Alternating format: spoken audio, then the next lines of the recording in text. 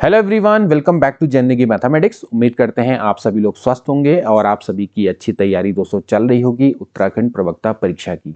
हमने दोस्तों विशेष series start करी है उत्तराखंड प्रवक्ता भौतिक विज्ञान को लेकर।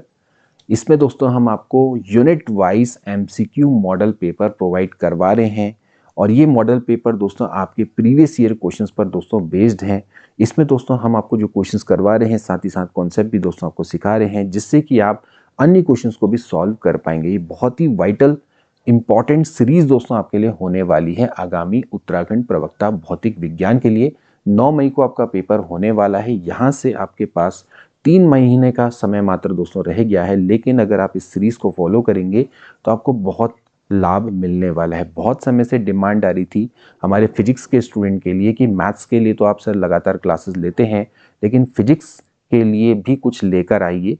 तो हमने दोस्तों यहाँ पर एक इनिशिएट किया है एंड आई होप कि दोस्तों ये आपको ज़रूर फ़ायदा पहुँचाएगा। अब आप पर दोस्तों डिपेंड करेगा कि आप इस सीरीज़ को कितना अप्रिशिएट करते हैं, कितना अपने दोस्तों के बीच में शेयर करते हैं, और जैसे जैसे हमें ज़्यादा अप्रिशिएशन मिलेगा तो हम आपके लिए और भी यहाँ पर कंटेंट आपके लिए लेकर आते रहेंगे। तो आज है दोस्तों फिजिक्स काइनेमेटिक्स का मॉडल पेपर पार्ट नंबर 2। इससे पहले दोस्तों हमने फर्स्ट पेपर आपको प्रोवाइड करवा दिया है। अगर आपने क्लास नहीं देखी तो जरूर देख लेना, उसमें बहुत बढ़िया बढ़िया दोस्तों आपको कॉन्सेप्ट बताएगा और इंपॉर्टेंट क्वेश्चंस दोस्तों रखे हैं, उससे संबंधित आप और भी क्वेश्चन दोस्तों कर सकते हैं। आज हम करेंगे इसका सेकेंड पार्ट। तो चलिए आज की क्लास को शुरू करते हैं। आज का पहला प्रश्न है दोस्तों, मैच लिस्ट 1 विथ लिस्ट 2। यहाँ पर दोस्तों फिजिकल क्वांटिटी है और वेक्टर कॉम्बिनेशन दोस्तों दिया हुआ है, उनको आपस में दोस्तों मैच करना है। ये आपका दोस्तों स्केलर एंड वेक्टर क्वांटिटी से है, काइनेमेटिक्स का दोस्तों पार्ट है और डेफिनेटली इससे दोस्तों आपको क्वेश्चन देखने को मिलेगा। सबसे पहले दोस्तों यहाँ पर scalar vector, scalar product and vector product दे रखा है, आपको सामने लिस्ट 2 को मैच करना है। तो सबसे पहले दोस्तों बात करें स्केलर की। स्केलर मतलब वे फिजिकल क्वांटिटीज जिनमें केवल मैग्नीट्यूड होता है। तो ऐसी क्वांटिटी की अगर आप बात करें तो कौन है दोस्तों, यहाँ पर साफ साफ है मास। ओके, वेक्टर क्वांटिटी की बात करें जिनमें मैग्नीट्यूड के संग संग दोस्तों डायरेक्शन भी होती है, तो यहाँ पर केवल जो वेक्टर है दोस्तों वो क्या है, वेलोसिटी है। ये किसी के वेक्टर प्रोडक्ट की फॉर्म में नहीं लिखा जा सकता, मास को भी किसी के आप स्केलर प्रोडक्ट की फॉर्म में नहीं लिख सकते हैं। ठीक है, बात करेंगे स्केलर प्रोडक्ट की। तो स्केलर प्रोडक्ट यानी कि दो वेक्टर क्वांटिटी का ऐसा प्रोडक्ट जिससे कि आपको स्केलर क्वांटिटी मिलती है, तो वो है वर्क डन। और इसी तरह से दो वेक्टर क्वांटिटी का ऐसा प्रोडक्ट जिससे कि आपको वेक्टर क्वांटिटी मिलती है, तो वो है आपका टॉर्क। ठीक है, यानी कि टॉर्क को आप दो वेक्टर के प्रोडक्ट की फॉर्म में लिख सकते हैं, वर्क को आप दो वेक्टर के डॉट प्रोडक्ट या स्केलर प्रोडक्ट की फॉर्म में दोस्तों लिख सकते हैं। ठीक है, जैसे मैं बात करता हूँ वर्क डन की, तो वर्क डन होता है एफ डॉट डी। ये दोस्तों आपका क्या है, एक तरह सा ये स्केलर प्रोडक्ट है। इसमें फोर्स एंड डिस्प्लेसमेंट ये दोनों के दोनों वेक्टर क्वांटिटी है, बट आपको जो वर्क मिलता है वो स्केलर क्वांटिटी है, बट जो वर्क है उसको आप स्केलर प्रोडक्ट की फॉर्म में लिख सकते हैं। वहीं दोस्तों जैसे टॉर्क की मैं बात करूं तो टॉर्क का फॉर्मूला होता है आर क्रॉस एफ। ओके, जहां पर आर रेडियस वेक्टर हो गया, F is a force, both are vector quantities, but उनका जो क्रॉस प्रोडक्ट है तो अगेन ये आपको टॉर्क क्या मिलेगा, एक वेक्टर क्वांटिटी मिलेगा। तो आप इन दोनों को दोस्तों स्केलर प्रोडक्ट और वेक्टर प्रोडक्ट की फॉर्म में लिख सकते हैं। ऑल्दो वेक्टर मतलब कि जो वर्क है दोस्तों वो आपकी स्केलर क्वांटिटी है, टॉर्क आपकी वेक्टर क्वांटिटी है। मास एंड वेलोसिटी को आप किसी के स्केलर या फिर वेक्टर प्रोडक्ट की फॉर्म में नहीं लिख सकते हैं दोस्तों। ठीक है, दैट्स वाई ये बड़ा अच्छा क्वेश्चन है। तो scalar quantity purely mass, vector quantity is velocity, scalar product is work done and vector product is torque. इस तरह से देखा जाए तो यहाँ पर से 1 3 4 2 यानी कि ए ऑप्शन दोस्तों बिल्कुल राइट है। नेक्स्ट क्वेश्चन देखेंगे दोस्तों, ये भी दोस्तों एक बहुत बढ़िया क्वेश्चन है। ए एंड बी आपके दो नॉन जीरो वेक्टर हैं जो कि ओबे करते हैं दिस रिलेशन को, then the angle between them. देखिए ए और बी अगर आपके वेक्टर हैं तो यहाँ पर आपको दे रखा भाई mod of A plus B बराबर है mod of A minus B. कैसे इसको सॉल्व किया जाएगा, अगर दोस्तों मैं यहाँ पर बोथ साइड स्क्वायर कर दूं तो ये हो जाएगा mod of A minus B का स्क्वायर। देखिए अगर आपको डायरेक्ट फॉर्मूला पता है तो बहुत आसान है। वैसे जनरली जैसे मॉड ऑफ ए स्क्वायर है दोस्तों क्या होता है, ए डॉट ए के बराबर होता है, यानी कि वेक्टर फॉर्म में। ठीक है, तो आप दोस्तों यहाँ पर वही करेंगे, इसमें A plus B dot A plus B करेंगे तो मैं डायरेक्टली लिखूंगा, इसका फॉर्मूला होता है mod of A square mod of B square plus 2 A dot B. Okay, similarly इसका फॉर्मूला होता है mod of A square plus mod of B square minus में 2 ए डॉट बी। ध्यान रखना है कि mod of A plus B का square है, आप इसको दोस्तों लिख सकते हैं A plus B dot A plus B. ठीक है, देन इसके बाद दोस्तों आप इस फॉर्मूला को खोलते हैं, देन आपके पास ये रिजल्ट आता है। तो देखिए ये कैंसिल आउट हो जाएगा, ये पार्ट इधर आ जाएगा तो हो जाएगा 4a डॉट बी बराबर 0, यानी कि a डॉट बी बराबर 0।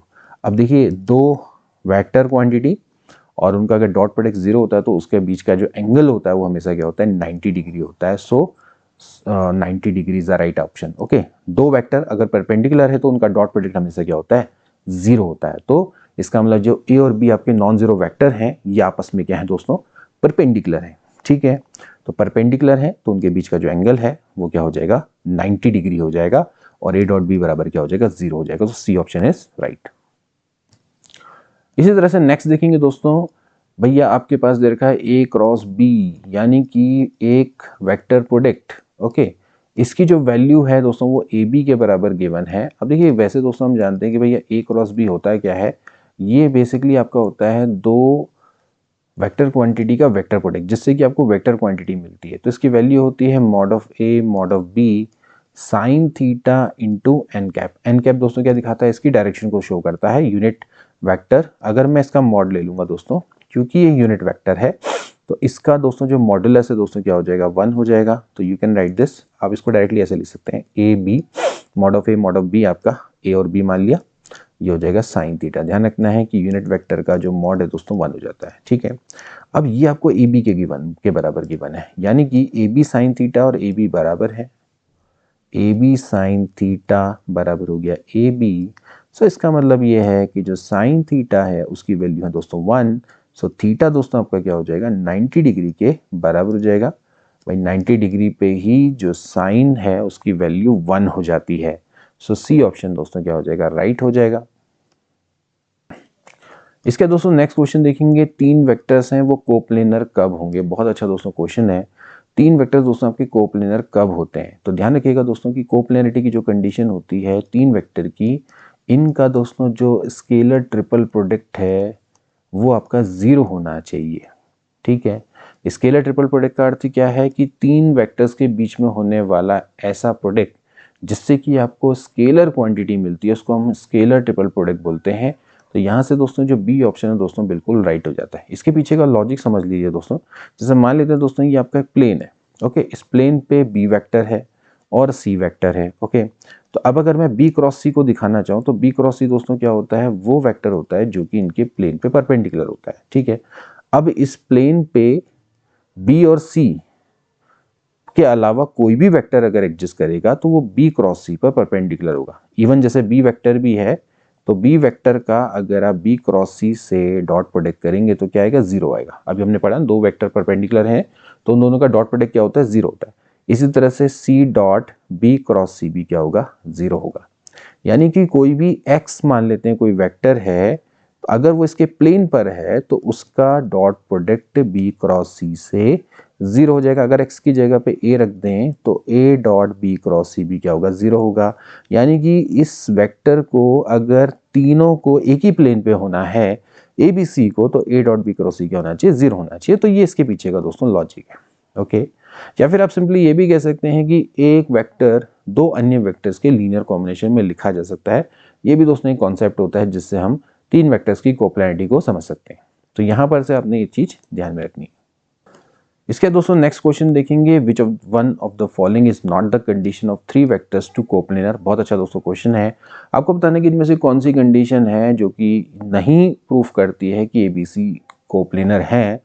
तो ए वाला तो सही है, अभी हमने पढ़ा दोस्तों, बी वाला नहीं है, ये आपका वेक्टर ट्रिपल प्रोडक्ट है, ये कोप्लेनरिटी को प्रूफ नहीं करती है। ये वाला तो दोस्तों अभी हमने बताया। अभी ये वाले की दोस्तों मैं बात कर रहा था कि जैसे अगर आप इसको, मैंने क्या बोला कि एक वेक्टर को अगर आप दो के लीनियर कॉम्बिनेशन में लिख सकते हैं तो देखिए दोस्तों मैं इसको ऐसा लिख सकता हूँ n2b माइनस में n3c vector. Now let n1 is not equals to 0, तो a वेक्टर है उसको दोस्तों मैं लिख लूँगा माइनस n2 बट्टे n1 b vector plus n3 बट्टे n, यहाँ पर माइनस इस तरह से लिख दिया c वेक्टर। नाउ दोस्तों अगर मैं इसको लिम्डा मान लूँ, इसको म्यू मान लूँ, इस तरह से मान सकते हैं, तो आप देख सकते हैं कि जो a वेक्टर है वो b और c के लीनियर कॉम्बिनेशन में लिखा जा सकता है। इसका मतलब ए बी सी आपके क्या है, कोप्लेनर है, तो C option is also right. Now ये वाली जो फॉर्म है दोस्तों, ये पहले वाली की फॉर्म है। देखिए अगर ए वेक्टर है, उसको मैं अगर उसकी कंपोनेंट फॉर्म में लिखूं, एक्स डायरेक्शन में कंपोनेंट है ए एक्स, वाई डायरेक्शन में है ए वाई, एंड जेड डायरेक्शन में ए जेड।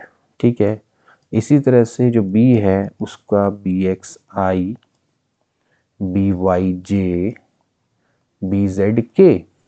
इसी तरह से जो सी वेक्टर है दोस्तों, क्या होगा, C x i, C y j and C z के।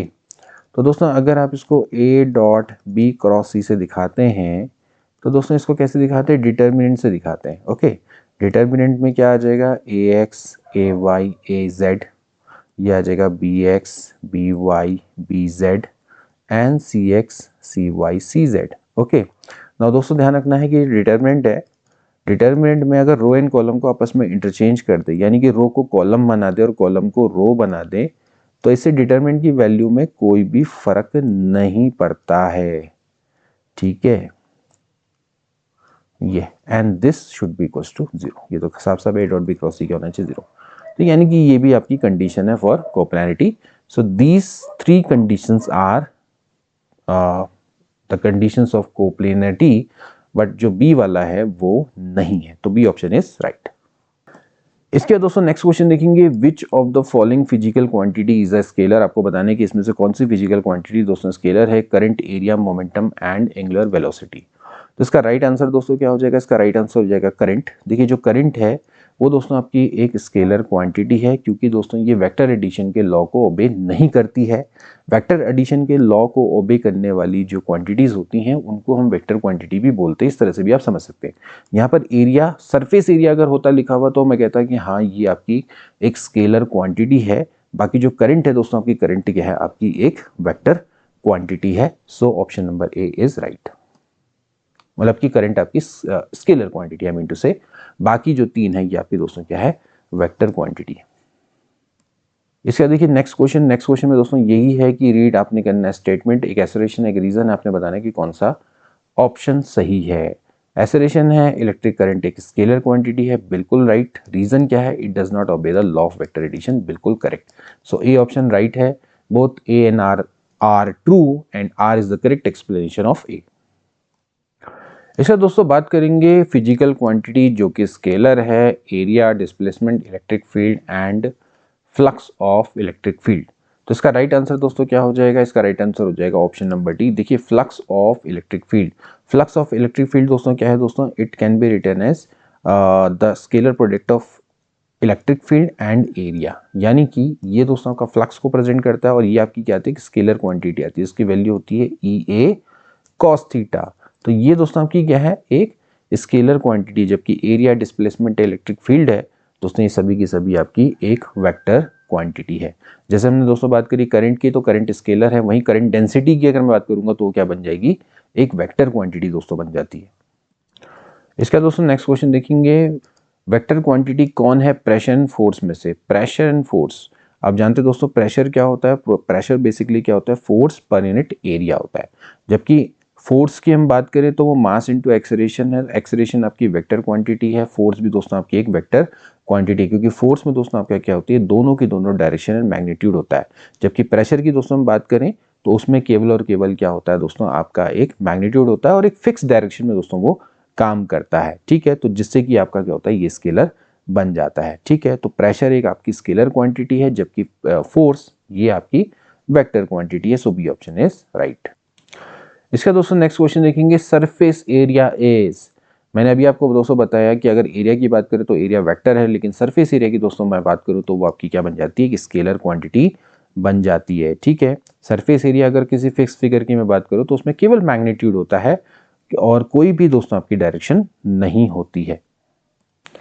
इसका दोस्तों नेक्स्ट क्वेश्चन देखेंगे, बहुत बढ़िया दोस्तों क्वेश्चन है, the magnitude of the sum of two vector a and b comes out less than mod of a minus mod of b more than mod of a plus mod of b, either less than mod of a minus b or greater than इतना, greater than mod of a minus mod of b and less than mod of a plus mod of b। बहुत अच्छा दोस्तों question है।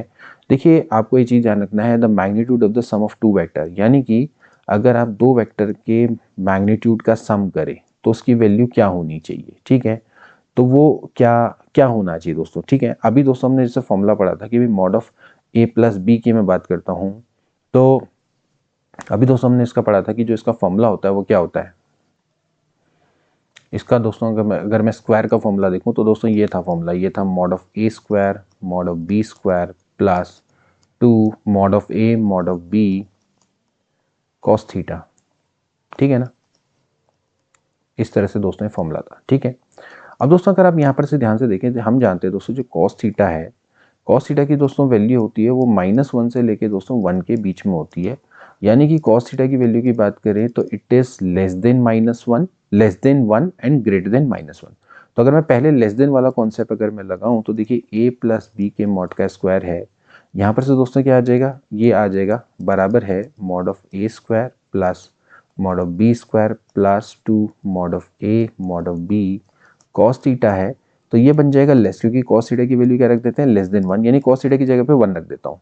तो it will become mod of A square mod of B square plus 2 mod of A mod of B. Okay, इस तरह से मैं इसको लिख सकता हूँ।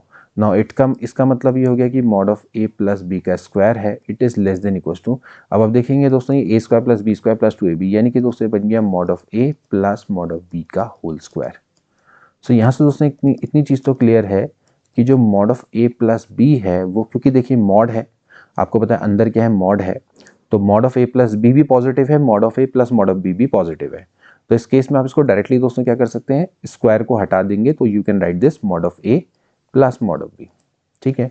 हाँ, मान लेते हैं कि अगर mod of A plus B के साइन के बारे में आपको कन्फ्यूज़न होता तो फिर आप कह सकते थे कि हाँ भाई ये जरूरी नहीं कि लेस हो। देखिए एक चीज़ मैं आपको क्लियरली बताऊं, जैसे हम पढ़ते हैं ना दोस्तों, जैसे कि -2 का स्क्वायर है, ठीक है। -2 का स्क्वायर क्या होता है दोस्तों, -3 के स्क्वायर से लेस होता है, ठीक। लेकिन इसका अर्थ ये नहीं है कि 2 भी आपका क्या हो जाएगा, लेस हो जाएगा -3। इट इज़ नॉट राइट, क्योंकि -2 क्या होता है, ग्रेटर देन -3 होता है।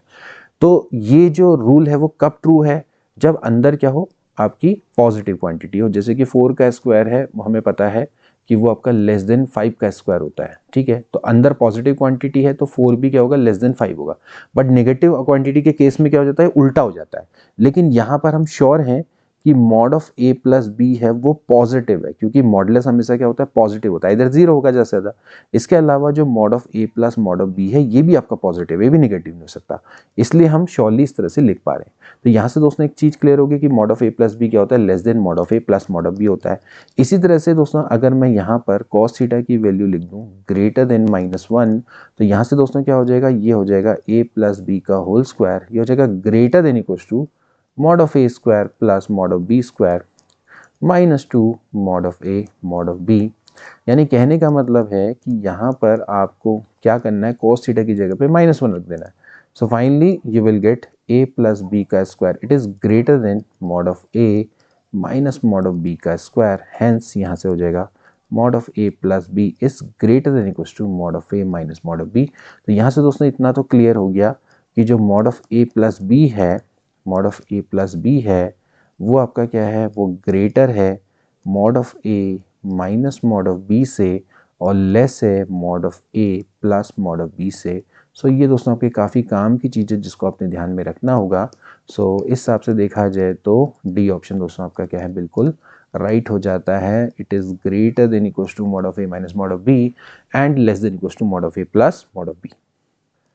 इसका देखो नेक्स्ट है कि आपने करेक्ट स्टेटमेंट बताना है अब फिगर के बारे में। इस फिगर को दोस्तों आप ध्यान से देखिएगा, इस फिगर में आपको बताने की करेक्ट स्टेटमेंट क्या हो सकता है। देखिए आप इस एरो को देखिए, ये एरो है इधर का, ये एरो इधर का है, ये एरो इधर का है, ठीक है। तो कहने का मतलब है कि अगर आप इसको मान लीजिए P, इसको मान लो Q और इसको मान लो R, तो ये है कि P से Q की ओर को गया और Q से R की ओर को गया, ठीक है। और P से Q, Q से R, एक्चुअली P से R है, ठीक। एक बंदा यहाँ से यहाँ गया, फिर यहाँ से यहाँ गया, तो एक्चुअली वो यहाँ से यहाँ गया। तो इसका मतलब है कि P Q plus Q R है वो पी आर के बराबर है। आप इस तरह से बना सकते हैं लॉजिकली, ठीक है। तो पी क्यू क्या है दोस्तों, वो है सी वेक्टर, क्यू आर क्या है दोस्तों, वो है ए वेक्टर, और पी आर क्या है दोस्तों, आपका बी वेक्टर। तो बी वेक्टर बराबर हो गया सी वेक्टर प्लस ए वेक्टर। सो यहाँ पर से बी ऑप्शन दोस्तों आपका क्या हो जाएगा, बिल्कुल राइट हो जाएगा दोस्तों। तो इस तरह से आप इसको बनाना सीखें। कभी भी जो एरो है, एरो की डायरेक्शन को देखें कि किस तरह से जा रही है। आप इसको एक पॉइंट को मान के यहाँ से यहाँ, यहाँ से यहाँ, यहाँ से यहाँ, तो इस तरह से आप बना सकते हैं। This is the vector law of addition.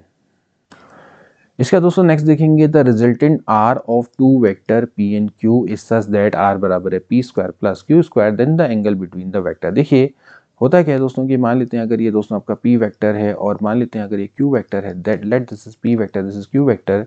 तो दोस्तों by the law of parallelogram दोस्तों हम क्या करते हैं, पैरेललोग्राम को पूरा करते हैं। हम ये मानते हैं कि these are the sides of parallelogram, तो हम इसको पूरा कर देते हैं। उसके बाद दोस्तों ये जब हम डायगोनल को ज्वाइन करते हैं तो ये दोस्तों दिखाता है आर वेक्टर, और जो आर वेक्टर होता है वो बेसिकली क्या करता है आपका, अगर मैं बताऊं तो जो आर का स्क्वायर है दोस्तों वो होता है P square plus Q square plus 2pq cos theta के दोस्तों बराबर होता है। मान लेते हैं अगर ये एंगल थीटा है, तो इस तरह से दोस्तों हम क्या करते हैं, लॉ ऑफ पैरेललोग्राम को समझते हैं। देखिए होता क्या है, इस तरह से बनता है, ये आगे हो गया, ये इस तरह से हो गया, तो this angle is theta, this angle is theta. तो यहाँ से हम क्या करते हैं, लॉ ऑफ पैरेललोग्राम को की मदद से ये रिजल्ट दोस्तों हम निकालते हैं। बहुत इंपॉर्टेंट है दोस्तों, ये फिजिक्स में बहुत काम आता है। तो आर स्क्वायर बराबर होता है P square plus Q square plus 2pq cos theta. Basically R ये निकला कैसे, कुछ नहीं है इसमें, सेम वही कॉन्सेप्ट है। हम जानते हैं ये आर है, ये पी है, और ये दोस्तों आपका क्यू होगा। तो जो आर होगा दोस्तों क्या होगा, वो पी प्लस क्यू के बराबर होगा। ठीक है, अब दोस्तों हम क्या कर देंगे, बोथ साइड हम क्या कर देंगे, स्क्वायर कर देंगे, तो you will get p plus Q का स्क्वायर। अभी दोस्तों हमने पढ़ा था कि भाई a प्लस बी के मॉड का स्क्वायर क्या होता है, a square plus B square plus 2ab cos theta. तो वही है ये चीज, कोई डिफरेंट नहीं है। ठीक है, तो वहीं से हमने निकाला है, बाकी आप इसको इस तरह से निकाल सकते हैं। तो यहाँ से देखिए आर स्क्वायर की वैल्यू है P square plus Q square plus 2p की कॉस थीटा, लेकिन आपको यहाँ पर दे रखा है कि आर बराबर है P square plus Q square. अब दोनों को अगर मैं इक्वेट कर दूं, यानी कि P square plus Q square plus 2pq cos theta बराबर में लिख दूं P square plus Q square, तो ये कट जाएगा। तो यहाँ से दोस्तों आपका जो कॉस थीटा है वो 0 हो जाएगा, और कॉस थीटा 0 कब होता है, जब 90 डिग्री हो। So theta will be equals to 90 degree. So the angle between P and Q will be 90 degree. So D option is right. इसका दोस्तों नेक्स्ट क्वेश्चन देखेंगे, which of the following is a unit vector in YZ plane and perpendicular to the vector i plus J plus K. बहुत अच्छा दोस्तों question है। आपको दोस्तों क्या करना है, कोई वाईजेड प्लेन पे दोस्तों जो वेक्टर है, देखिए ये y मान लो, इसको z मान लो, इसको x मान लो। तो देखिए जो कोई वाईजेड प्लेन पर है वेक्टर, और दूसरा क्या है दोस्तों, वो यूनिट वेक्टर है, यूनिट वेक्टर है, और क्या है दोस्तों, वो आपका परपेंडिकुलर है i प्लस जे प्लस के। अब देखिए दोस्तों जो भी वेक्टर होगा वाईजेड प्लेन पे, तो उसका जो x वाला कंपोनेंट होगा 0 होगा। ठीक है, यानी कि दोस्तों उसको मैं क्या लिख सकता हूँ, 0 कॉमा, मतलब कि एक तरह से इस तरह से लिख सकता हूँ दोस्तों मैं, अगर जैसे मैं उसको लिखना चाहूँ तो 0 कॉमा वाई कॉमा जेड, ये दोस्तों इसके क्या होंगे, कोऑर्डिनेट्स होंगे। तो जो वेक्टर होगा वो दोस्तों इस तरह की फॉर्म में लिख सकते हैं, वाई जे प्लस जेड के की दोस्तों फॉर्म में होगा। ठीक है, अभी हम वेक्टर की दोस्तों बात करें, बाद में दोस्तों इसका क्या निकाल लेंगे, यूनिट वेक्टर निकाल लेंगे। ठीक है, तो let this is our vector. Okay, ये हमारा क्या है दोस्तों, आपका वेक्टर है जो कि हमें निकालना है। अब हमें बाद में क्या निकालेंगे, हम उसका यूनिट वेक्टर निकालेंगे। ठीक है, तो यूनिट वेक्टर दोस्तों आपका क्या हो जाएगा, यूनिट वेक्टर हो जाएगा, मतलब कि पहले हम देखेंगे कि जो कि इस वेक्टर पर दोस्तों परपेंडिकुलर है, इसको b मान लेते हैं। तो b बराबर हो गया i प्लस जे प्लस के। ये दोनों आपस में क्या है दोस्तों, परपेंडिकुलर है। तो परपेंडिकुलर है तो इसका मतलब हो जाता है a dot B must be equal to 0, यानी कि इसकी वैल्यू क्या होनी चाहिए, 0 होनी चाहिए। तो यहाँ से दोस्तों हो जाएगा वाई जे प्लस जेड के, हो जाएगा dot i plus J plus k, and this should be equal to 0। अब डॉट प्रोडक्ट में दोस्तों आप जानते हैं कि जे का जे के संग, के का के संग, तो आ जाएगा वाई प्लस जेड बराबर 0। ओके, यानी कि वाई बराबर क्या हो जाएगा, माइनस जेड। ओके, सो हम इस तरह से दोस्तों क्या कर सकते हैं, यहाँ पर से ए वेक्टर है उसकी वैल्यू निकाल लेंगे। y की वैल्यू क्या हो जाएगी, माइनस जेड के बराबर हो जाएगी, या आप z को माइनस वाई के बराबर लिख सकते हैं। तो ये हो जाएगा वाई जे माइनस वाई के, बात एक ही है। यहाँ पर से y को हमने बाहर ले लिया, this will be J minus K. तो ये तो हमारा आ गया दोस्तों ए वेक्टर। हमें क्या चाहिए, हमें चाहिए यूनिट वेक्टर। यूनिट वेक्टर क्या होता है दोस्तों, यूनिट वेक्टर होता है जिसमें हम ए वेक्टर को उसके मॉडुलस से डिवाइड करेंगे, क्योंकि इसका जो मॉड है दोस्तों क्या होता है, 1। That's why it is unit vector. तो यूनिट वेक्टर के हिसाब से दोस्तों क्या हो जाएगा, आपने सिंपली क्या करना है, इसका मॉड निकाल देना है। ठीक है, तो अगर आप मॉड ऑफ ए निकाल लेंगे तो कितना आ जाएगा दोस्तों, इसका मॉड अंडर रूट में, यहाँ पर से देखें तो ये आ जाएगा वाई का स्क्वायर प्लस वाई का स्क्वायर, है ना, क्योंकि दोनों का जो कोफिशिएंट है y है, तो it will be y√2। Okay, तो यहाँ से दोस्तों आपने क्या करना है, यहाँ पर रख देना है इसकी वैल्यू को, तो ये हो जाएगा y i minus J divide में दिस इज y√2। तो ये और ये कट गया, तो यहाँ से दोस्तों आपका कितना आ जाएगा, i माइनस जे लिखा हूँ j माइनस के, ठीक है। सो यहाँ से दोस्तों आ जाएगा j/√2 minus k/√2। So this is the right answer. So j/√2 minus k/√2 ये आपका क्या हो जाएगा, इसका राइट आंसर हो जाएगा, ठीक है। आई होप कि दोस्तों आपको ये अच्छे से क्लियर हो गया होगा। ध्यान रखना कि अगर कोई YZ प्लेन पे है, ये YZ प्लेन पे है, तो ऑब्वियसली बात है कि उसका जो x वाला कंपोनेंट है वो 0 हो जाएगा। तो इसको हम, इसके जो कोऑर्डिनेट्स होंगे उसको हम 0 YZ से शो कर सकते हैं। और यहाँ पर अगर मैं उसको अगर मैं वेक्टर फॉर्म में लिखूंगा, कंपोनेंट फॉर्म में, तो इसको मैं yj प्लस zk लिखूंगा। 0i ऐसे भी लिख सकते हो, ठीक है, ये ऐसे भी लिख सकते हो, फिर उसके बाद आगे फर्दर सॉल्व कर लेना और यहाँ से y और z के बीच में रिलेशन निकाल के फिर इसका यूनिट वेक्टर हम निकालेंगे। इसका दोस्तों नेक्स्ट क्वेश्चन देखेंगे, position vector r of a particle varies with time t according to the following. यानी कि दोस्तों आपको दे रखा है कि एक जो पार्टिकल है दोस्तों, उसका जो पोजीशन वेक्टर है वो टाइम के संग कैसे वेरी कर रहा है, उसको दोस्तों इन्होंने एक फॉर्मूला की फॉर्म में दिखा रखा है। तो what will be the acceleration at A time t बराबर π/4, ठीक है। तो क्या इसका एक्सेलरेशन होगा, तो सबसे पहले दोस्तों आपको r दिया हुआ है, r की जो वैल्यू है वो दोस्तों कितनी है, sin square t i plus cos square t j। Okay, आपको दोस्तों क्या निकालना है, एक्सेलरेशन। एक्सेलरेशन को निकालने से पहले दोस्तों आपको क्या निकालनी पड़ेगी, वेलोसिटी। एंड वेलोसिटी क्या होता है, rate of change of displacement, ठीक है। मतलब आपने सिंपली क्या करना है, ये dr/dt, इस तरह से दोस्तों आप इसको निकाल सकते हैं, ठीक है। पोजीशन वेक्टर है, उसको dr/dt कर देंगे तो डायरेक्टली आपका क्या आ जाएगा दोस्तों, यहाँ पर से वेलोसिटी आ जाएगी। तो यहाँ से जब इसको आप डिफरेंशिएट करेंगे विद रिस्पेक्ट टू t, तो you will get 2 sin t cos t into i, और cos का डिफरेंशिएट हो जाएगा 2 cos t इंटू माइनस में sin t इंटू j। तो यहाँ से दोस्तों इसकी वैल्यू हो जाएगी, दोस्तों फॉर्मूला है, ये है sin 2t का फॉर्मूला इंटू आई माइनस ये हो जाएगा 2 sin 2t का फॉर्मूला इंटू j, ठीक है। अब इसके बाद दोस्तों आपने निकालना है एक्सेलरेशन। नाउ दोस्तों अगर मैं बात करूं एक्सेलरेशन की, तो ये होता है rate of change of velocity. यानी कि अगर आप यहाँ पर देखेंगे तो ये जाएगा dv/dt, यानी कि आपको इसको दोबारा से डिफरेंशिएट करना पड़ेगा। इसको दोस्तों आप जब डिफरेंशिएट करेंगे तो 2 cos 2t हो जाएगा। देखिए आपको इसके लिए डिफरेंशिएशन की दोस्तों आपको नॉलेज होनी चाहिए। ये हो जाएगा -2 cos 2t into j। Okay, अब दोस्तों आपको एक्सेलरेशन निकालना है एट टाइम t बराबर π/4, यानी कि t बराबर आप यहाँ पर π/4 रख देंगे दोस्तों, तो हो जाएगा 2 cos 2 into π/4 into i minus 2 cos 2 into π/4 t into j, ठीक है। सो यहाँ पर आप देखेंगे ये हो जाएगा 2 cos π/2 जिसकी वैल्यू होती है 0, और इसकी वैल्यू भी दोस्तों क्या होती है 0, क्योंकि cos π/2 क्या हो गया, 0 हो गया। यानी कि दोस्तों अगर मैं देखा जाए तो यहाँ पर एक्सेलरेशन है, उसकी जो वैल्यू है दोस्तों आपकी क्या हो जाएगी, 0 हो जाएगी। सो अगर मैं मॉड ऑफ एक्सेलरेशन की बात करूँ तो इसकी वैल्यू दोस्तों क्या हो जाएगी, 0 यूनिट हो जाएगी। Hence option number A will be right. Okay, so acceleration at a time t बराबर 5/4 विल बी इक्वल्स टू 0। तो इस तरह से दोस्तों आप इसको निकाल सकते हैं। इसका दोस्तों नेक्स्ट क्वेश्चन देखेंगे, the cross product of two polar vector will be. अगर दो पोलर वेक्टर का क्रॉस प्रोडक्ट दोस्तों किया जाता है तो क्या मिलता है, पोलर वेक्टर मिलता है, एक्सियल वेक्टर मिलता है, स्केलर मिलता है, या फिर नन ऑफ दीज। देखिए हमें इतना पता है, देखिए क्रॉस प्रोडक्ट करने पे दो वेक्टर का हमें वेक्टर क्वांटिटी दोस्तों मिलती है, और जब हम दो पोलर वेक्टर का क्रॉस प्रोडक्ट करते हैं तो दोस्तों उस समय पर हमें एक्सियल वेक्टर दोस्तों मिलता है। पोलर वेक्टर की दोस्तों हम बात करते हैं, पोलर वेक्टर का क्या होता है दोस्तों, जिनका क्या होता है, कोई भी आपका स्टार्टिंग पॉइंट होता है जहाँ से वो अप्लाइड होता है, ठीक है। सो पोलर वेक्टर का क्या मतलब है, जिसमें आपका क्या होगा, स्टार्टिंग पॉइंट या फिर पॉइंट ऑफ एप्लीकेशन, वहाँ पर से दोस्तों आपका क्या होता है, उसको हम क्या बोलते हैं, पोलर वेक्टर बोलते हैं, ठीक है। तो जैसे मैं पोलर वेक्टर की दोस्तों बात करूँ तो उसमें कौन कौन आते हैं, जैसे कि डिस्प्लेसमेंट है, तो इसका क्या होता है आपका बेसिकली स्टार्टिंग पॉइंट इसका दोस्तों हमेशा रहता है। इसी तरह से अगर मैं बात करूं वेलोसिटी की, ठीक है, या फोर्स की, तो इसका दोस्तों क्या होता है कि हमेशा क्या होता है, स्टार्टिंग पॉइंट रहता है, ठीक है, या फिर बेसिकली पॉइंट ऑफ एप्लीकेशन इसमें रहती है, ठीक है।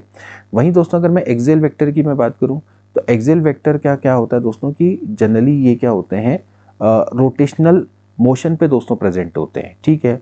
और इनकी जो डायरेक्शन होती है वो हमेशा क्या होती है कि जो रोटेशन है तो रोटेशन की एक्सिस पे इनकी डायरेक्शन होती है, तो that's why they are known as a axial vector. तो जैसे मैं बात करता हूँ टॉर्क की, तो टॉर्क बराबर क्या होता है, आर क्रॉस एफ होता है, ठीक है। तो टॉर्क बराबर आर क्रॉस एफ, देखिए आर क्या है, अपने आप में एक पोलर वेक्टर है, एफ भी क्या है, पोलर वेक्टर है, दोनों के दोनों आपके क्या है, डिस्प्लेसमेंट वेक्टर, मतलब बेसिकली दोनों के दोनों पोलर वेक्टर हैं, क्योंकि दोनों की क्या है दोस्तों आपकी स्टार्टिंग मतलब कि पॉइंट ऑफ एप्लीकेशन है, वहां से दोस्तों इनकी जो डायरेक्शन दोस्तों स्टार्ट होती है, ठीक है, या बेसिकली दोनों के पास स्टार्टिंग पॉइंट है, ओके। बट जब हम इन दोनों का क्रॉस प्रोडक्ट लेते हैं तो हमें क्या मिलता है, मोमेंट, जो कि आपका क्या एक एक्सियल वेक्टर है। अब इसकी जो डायरेक्शन होगी दोस्तों क्या होगी, जैसे रोटेशनल मोमेंट की बात करें तो इसमें क्या होगी, it is always to the perpendicular of R and F, यानी कि इनके प्लेन पर परपेंडिकुलर होगा। और बेसिकली इसके लिए हम जो राइट हैंड स्क्रू रूल है या राइट हैंड थंब रूल है, इसकी मदद से दोस्तों हम इसकी डायरेक्शन को निकालते हैं। तो यहाँ पर दोस्तों आपने समझना है कि एक्सियल वेक्टर क्या है और पोलर वेक्टर क्या है। तो जैसे और एग्जांपल के लिए, जैसे कि एंगुलर वेलोसिटी है, एंगुलर मोमेंटम है, एंगुलर एक्सेलरेशन है, टॉर्क है, ये सभी दोस्तों आपके क्या है, एक्सियल वेक्टर में आते हैं और ये cross product of two polar vector से निकाले जाते हैं, ठीक है। तो इस तरह से देखा जाए तो बी ऑप्शन दोस्तों क्या हो जाएगा, राइट हो जाएगा। मतलब पोलर वेक्टर जिनकी स्टार्टिंग पॉइंट होती है उसी को हम दोस्तों क्या बोलते हैं, पोलर वेक्टर बोलते हैं। जिनका स्टार्टिंग पॉइंट होता है, एक्सियल वेक्टर वो होता है जो कि जिसका कोई स्टार्टिंग पॉइंट तो नहीं है दोस्तों, और वो जनरली जो रोटेशनल मोमेंट है या रोटेशनल के जो एक्सिस है उसकी डायरेक्शन में दोस्तों हमेशा काम करते हैं, यानी basically they always act in the axis of motion, ठीक है, along the direction of axis of motion या एक्सिस ऑफ रोटेशन। तो उसी को हम दोस्तों क्या बोलते हैं, एक्सियल वेक्टर बोलते हैं। इसका दोस्तों नेक्स्ट क्वेश्चन देखेंगे। ये जो क्वेश्चन है दोस्तों आपका last time UKPSC lecture mains का दोस्तों क्वेश्चन है। तो देखिए, the sum of the three vectors in the figure is zero. इन तीन वेक्टर का जो सम है दोस्तों वो जीरो है। आपने क्या करना है, मैग्नीट्यूड ऑफ दोस्तों ओसी निकालना है। जो तीन वेक्टर आप देख सकते हैं दोस्तों, ओए है, ओपी है, ओसी है। तो इन तीनों का दोस्तों जो सम है वो आपको जीरो दिया हुआ है। तो देखिए ओ ए, मतलब ओ ए की दोस्तों मैं बात करूँ तो दोस्तों ये आपका ये है। तो ओ ए पहले आपको दिया हुआ क्या क्या देख लीजिए, O A plus O B plus O C vector, ये दोस्तों आपको क्या दिया हुआ है, जीरो के बराबर दिया हुआ है, यानी कि इनका जो मैग्नीट्यूड है वो जीरो वेक्टर के बराबर है, ठीक है। अब सम ऑफ थ्री वेक्टर, ठीक है। तो अब मुझे क्या करना है, यहाँ पर से ओसी के मैग्नीट्यूड को निकालना है। ये जीरो वेक्टर होगा दोस्तों, ठीक है। Sum of the three vector in the figure is zero. तो सबसे पहले देखिए, जो ओ ए वेक्टर है, ओ ए वेक्टर है, ये दोस्तों कहाँ की ओर को काम कर रहा है, it is working in the direction of y but negative direction में, यानी कि माइनस जी की ओर को काम कर रहा है। और इसका जो मैग्नीट्यूड है दोस्तों कितना है, 5 है। तो हमेशा ध्यान रखना है कि किसी भी वेक्टर को कैसे दिखाते हैं, उसके मैग्नीट्यूड और उसकी डायरेक्शन से। तो ये क्या हो जाएगा, -5j के बराबर हो जाएगा, ठीक है। वहीं दोस्तों मैं OB की बात करूँ तो OB दोस्तों कहाँ की ओर को काम कर रहा है, x डायरेक्शन में काम कर रहा है, पॉजिटिव डायरेक्शन में काम कर रहा है। तो ये हो जाएगा 5i। अब दोस्तों बात करेंगे OC की। तो OC वेक्टर दोस्तों क्या कर रहा है, इस तरह से काम कर रहा है।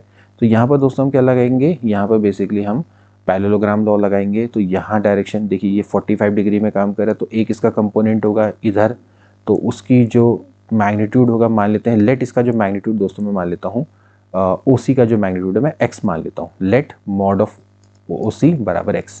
तो यहाँ की ओर को जो डायरेक्शन में काम कर रहा होगा ये हो जाएगा माइनस में xi, ठीक है। मतलब बेसिकली अगर देखा जाए तो 45 डिग्री का एंगल है, तो 45 डिग्री के एंगल को अगर मैं निकालूं तो उसके हिसाब से क्या हो जाएगा, देखिए ये सिंपली हो जाएगा।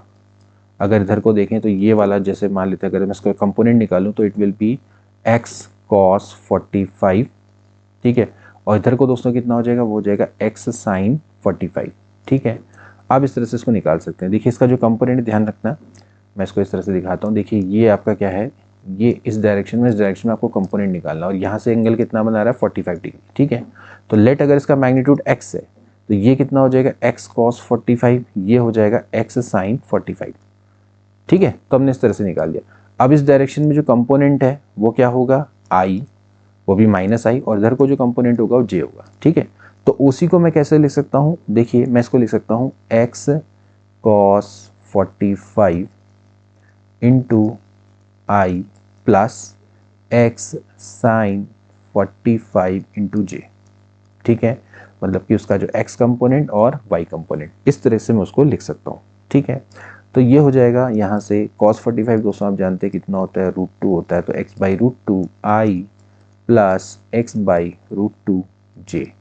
ध्यान रखना कि x क्या है दोस्तों, x क्या है, OC का मॉड है, यानी कि उसके मॉडुलस को मैं दिखा रहा हूँ। वैसे आप इसकी जगह पे OC cos 45 करके भी लिख सकते हैं।